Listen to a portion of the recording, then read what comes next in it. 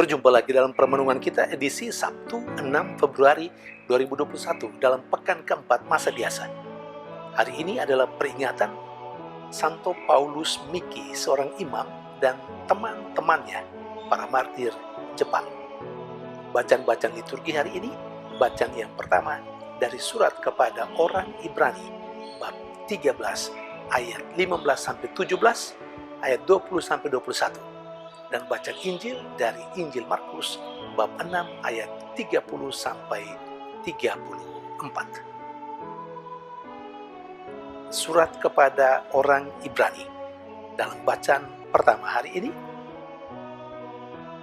mengajak orang-orang Yahudi dan kita sekalian saat ini untuk beberapa hal berikut ini. Disampaikan nasihat pastoral. Pertama, untuk orang-orang Yahudi saat itu dan kita sekarang, kita semua diajak untuk tahu, mengucap syukur kepada Tuhan. Ucapan syukur tidak hanya sekedar dengan kata-kata, tidak hanya sekedar ucapan bibir belaka, tetapi dengan perbuatan-perbuatan. Perbuatan-perbuatan seperti apa? Bacaan yang pertama, bacaan yang sama ini juga menegaskan perbuatan-perbuatan baik, menolong dan membantu orang dalam sebuah persekutuan. Nasihat pastoral yang lain adalah untuk menghormati para pemimpin dan taat kepada para pemimpin. Tentu nasihat itu yang dimaksudkan dengan para pemimpin adalah pemimpin-pemimpin yang baik. Pemimpin-pemimpin yang melaksanakan tugas dan kewajibannya sesuai dengan apa yang dikehendaki oleh Allah.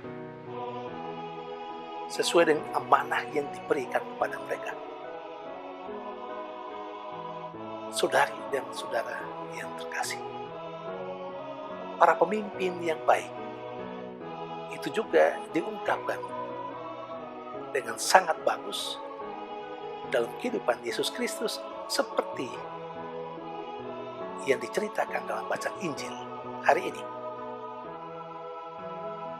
Yesus sedang berada bersama dengan murid-muridnya yang baru saja pulang dari tugas perutusan. Para muridnya mulai bercerita tentang pengalaman-pengalaman mereka di tempat perutusan itu. Yesus melihat bahwa para muridnya kelelahan. Maka dia mengajak mereka untuk ke tempat yang suci, untuk beristirahat. Beristirahat tidak saja dalam arti atau dipahami sebagai kesempatan untuk berdoa, merefleksikan kembali tugas perutusan yang sudah mereka lakukan, tapi juga beristirahat dalam arti yang sesungguhnya.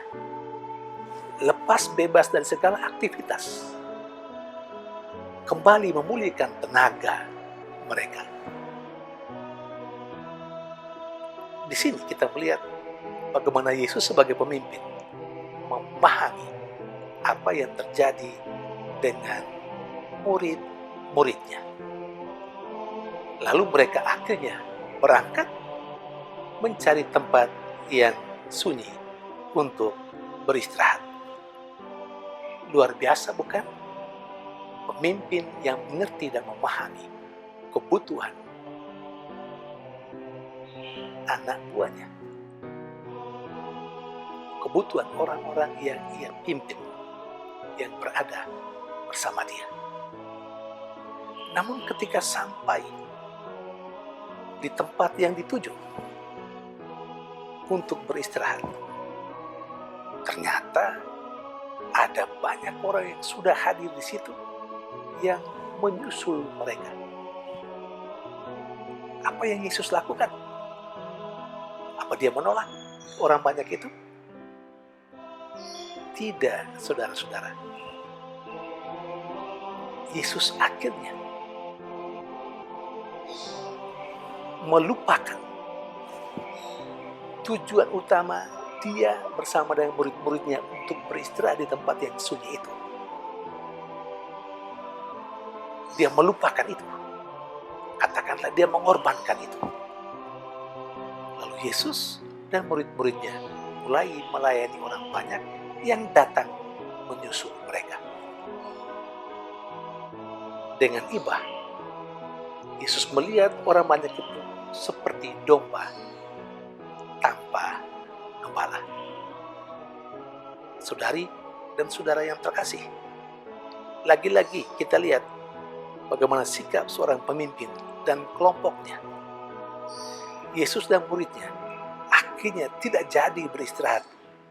Itu yang sesungguhnya menjadi tujuan utama mereka, pergi ke tempat yang sunyi untuk beristirahat. Tapi ketika melihat banyak orang yang harus dilayani, kepentingan mereka untuk beristirahat, tujuan mereka untuk beristirahat sejenak, akhirnya dibatalkan. Karena mereka harus melayani orang banyak yang saat itu sudah ada di hadapan mereka. Saudari dan saudara yang terkasih, pemimpin yang model inilah yang dibutuhkan. Pemimpin yang penuh pengorbanan, mengorbankan waktu, tenaganya, pikirannya, kesempatannya, mengorbankan kelompoknya yang berada bersama dengan dia untuk melayani orang yang membutuhkan pelayanan pada saat itu. Dan pemimpin yang model macam begini itu justru dinyatakan atau diungkapkan dengan perbuatan yang konkret dari para martir Jepang, Paulus Miki, imam, dan teman-temannya, di mana mereka mengorbankan hidupnya demi imannya kepada Tuhan.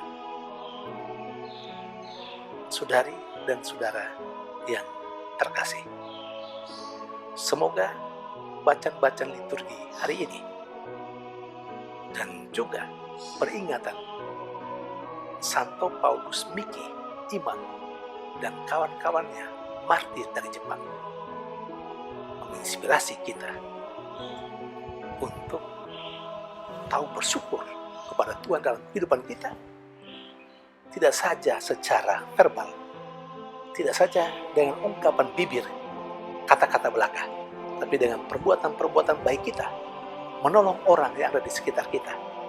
Juga kita menjadikan diri kita orang yang mau dipimpin, orang yang mau dibimbing oleh para pemimpin yang diberi tugas oleh Tuhan untuk membimbing, untuk memimpin dan mengarahkan kita.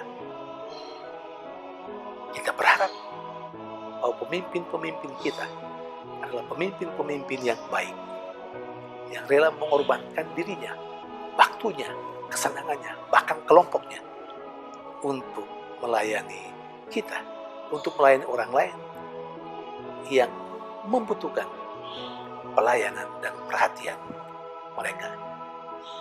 Kita mungkin juga bakal menjadi seorang pemimpin. Kiranya kita mencontohi kepemimpinan Yesus Kristus dan para muridnya yang rela melepaskan kepentingan mereka sendiri untuk beristirahat. Mereka lepaskan itu, kesenangannya, kepentingannya, untuk melayani orang banyak yang sedang menanti perhatian dan pelayanan mereka pada saat itu. Pemimpin kiranya juga berkorban, bahkan rela mati demi Tuhan dan karya pelayanan yang dipercayakan Tuhan kepada kita. Tuhan memberkati.